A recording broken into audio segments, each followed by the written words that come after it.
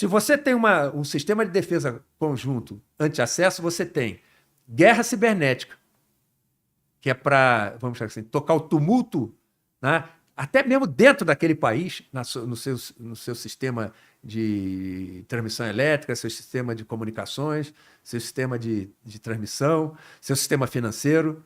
Pela guerra cibernética, você atua lá dentro, já é uma forma de dissuadir. Ainda dentro desse sistema conjunto, você vai ter a defesa antiaérea, mas aí precisa ter instrumentos modernos de defesa antiaérea. Guerra eletrônica, que é para impedir que o sistema de busca de alvos do inimigo encontre onde estão os teus mísseis. Porque você vai ter que ter um sistema de mísseis para atuar sobre essas forças-tarefas aeronavais que possam se aproximar. E quem vai dizer por onde elas estão se aproximando é outro sistema é outro subsistema desse sistema conjunto, que é o sistema de vigilância, controle e monitoramento, que vai dizer por onde vem e onde é que estão. Uma vez que ele diz de onde vem, onde é que estão, o teu sistema de mísseis vai atuar sobre ele, o teu sistema de defesa antiaérea vai atuar sobre ele. E não vai ser só sobre o porta-aviões inimigo que estiver vindo com essa força-tarefa aeronaval, não. Você vai tentar afundar os navios de transporte de tropa, porque você vai botar no mar, se afundar uns 3, 4 navios, você vai botar 10 mil homens no mar, que não vão desembarcar. Isso é dissuasão. E é dissuasão extra-regional sem arma de destruição em massa. É isso que há 10 anos eu venho falando que nós tínhamos que ter. Há 10 anos, desde 2012. E não inventei isso, não. Eu li porque a China já fez, a Rússia fez e o Irã está fazendo. Por que nós não fazemos? Porque ninguém convenceu ainda a sociedade que existe essa ameaça potencial e que não adianta a gente esperar a Força-Tarefa Aeronaval com seus navios ali, na foz do Amazonas, agora eu tenho que me armar. É tarde demais, meu amigo. Defesa não se improvisa. Tem que começar hoje, ou tinha que ter começado há 10 anos atrás, para hoje já está bem adiantado, não é completo, não. E nós estamos aí. E temos quanto tempo para desenvolver isso? Que Deus nos proteja mais uns 10, 15 anos, se começar agora. Por quê? Porque o Macron já disse que a Amazônia não é do Brasil. É internacional.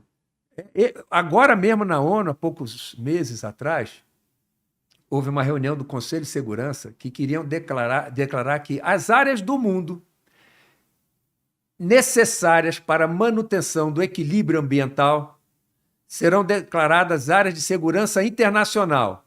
Qual é uma dessas áreas? Amazônia. Amazônia. Isso estava no Conselho de Segurança da ONU. Qual foi?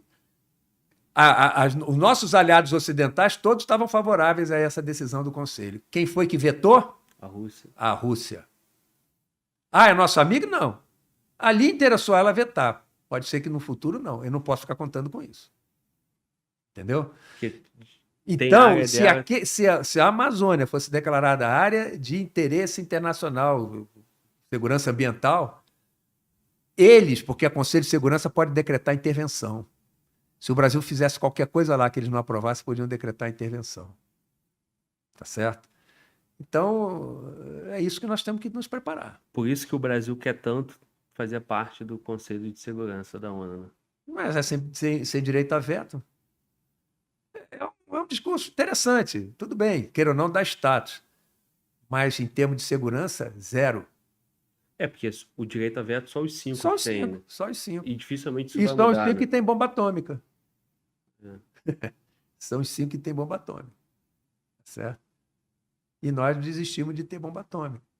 E agora, que eu digo, se você tiver um sistema desse, você tem uma dissuasão boa, razoável, não é tão boa como da arma atômica, sem arma de destruição em massa, sem bomba atômica. Então, nós estamos correndo esse risco, né? Porque a cobiça internacional pela Amazônia é algo declarado, tá certo, por vários estadistas e vários países.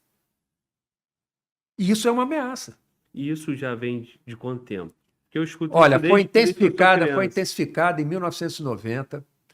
Já sempre existiu, né?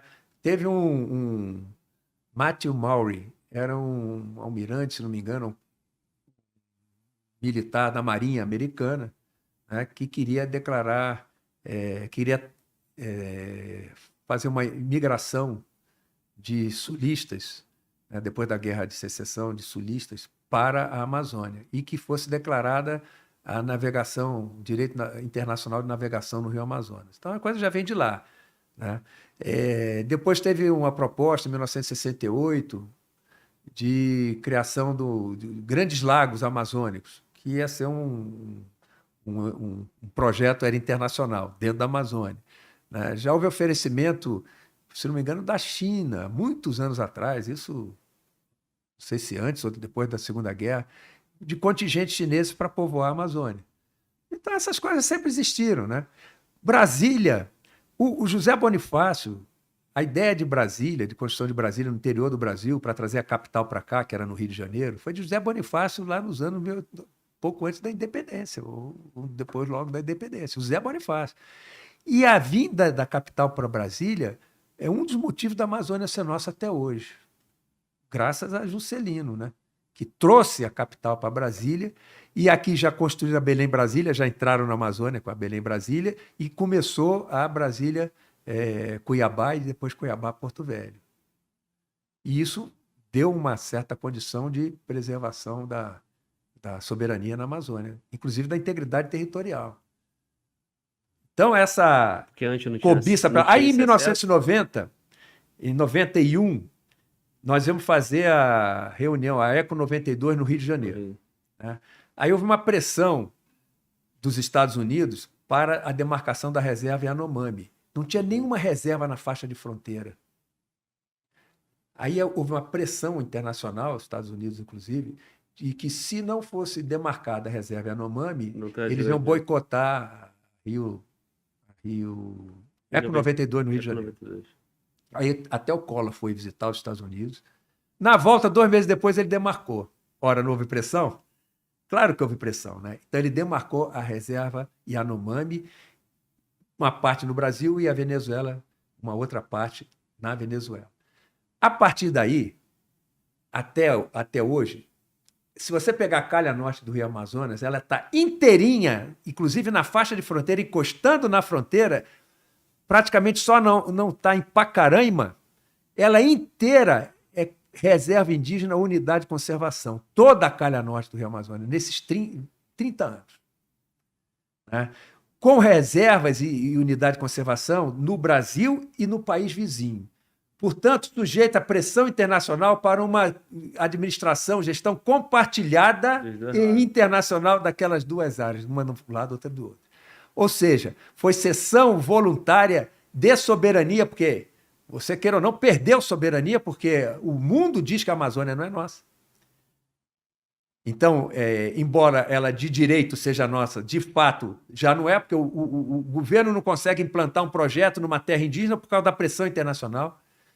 Então, olha só, em 30 anos, depois que conseguiram essa série de reservas indígenas e unidade de conservação, veio o presidente da Colômbia anterior a esse, se não me engano, e dá a ideia do corredor AAA, Andes, que é uma parte na Colômbia, Amazônia, no Brasil e 4% na Venezuela, e Atlântico. Que seja um corredor ecológico definido em um acordo internacional. A hora que houver um acordo internacional definindo essa região, que é a calha norte do Rio Amazonas, onde estão todas essas reservas que foram impostas por pressão política e econômica, nenhuma pressão militar, e foi cessão voluntária de soberania de governos do Collor para cá, menos o Temer e Bolsonaro. Então vem essa pressão. Se esse corredor for declarado em um tratado internacional, jamais a gente vai poder fazer qualquer coisa ali. Então é perda, cessão voluntária de soberania. E dizer que não tem pressão internacional, quando o governo, em 2005, decretou a Raposa Serra do Sol como reserva em terras contínuas, que também está na fronteira, um grupo de políticos de Roraima, tendo à testa o senador Mozarildo Cavalcante, mas outros políticos, foram ao presidente Lula numa audiência. Isso está no Diário Oficial do Senado, em 23/9/2005. Discurso do senador Mozarildo Cavalcante. Eles foram ponderar com o presidente que aquilo não podia ser em terras contínuas, tem que ser em ilhas separadas. O presidente declarou que sofria pressões da USP, de organismos da OEA e de ONGs europeias.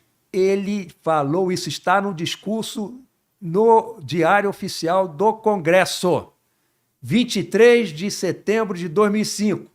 Senador Mozarildo Cavalcante fez esse discurso e disse que o presidente declarou isso para eles, que estavam sofrendo pressão. Então, tem pressão internacional e cederam à pressão internacional.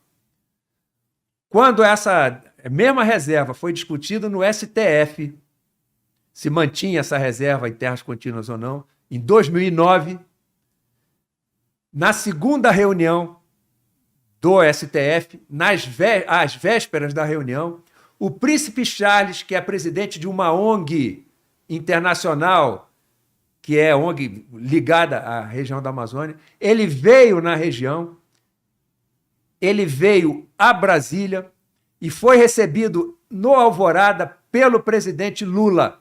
Na véspera da reunião decisória do STF, o príncipe Charles, então príncipe Charles, ele foi na Amazônia, na Raposa Serra do Sol, ou foi do lado ali na Guiana. Ele, antes de ir, ele promoveu lá na Europa, na França e na Inglaterra, reuniões com políticos brasileiros, empresários brasileiros. Vários políticos brasileiros saíram da reunião quando viram qual era a intenção. E ele, no Brasil, foi recebido pelo presidente Lula, na véspera da reunião decisória do STF. Isso não é pressão? Então, agora eu quero dizer o seguinte: o índio nunca foi ameaça. O índio é um instrumento da ameaça. O índio tem a posse da terra, porque a terra é da União, mas ele tem a posse da terra. Portanto, se essa terra tiver um projeto de exploração mineral, exploração agropecuária, agronegócio, etc., qualquer negócio que seja, qualquer exploração que seja, qualquer projeto, ele, se é na terra dele, ele tem que ter uma equipe participando da direção do projeto com direito a voto. De modo a que ele garanta que aquele projeto vai trazer grandes benefícios para a sua comunidade, mas vai trazer para o Brasil inteiro também, porque ele é brasileiro indígena e tem outros que são brasileiros também e não indígenas. Todos nós somos brasileiros. Então, o índio nunca foi ameaça. Ele é o instrumento da ameaça.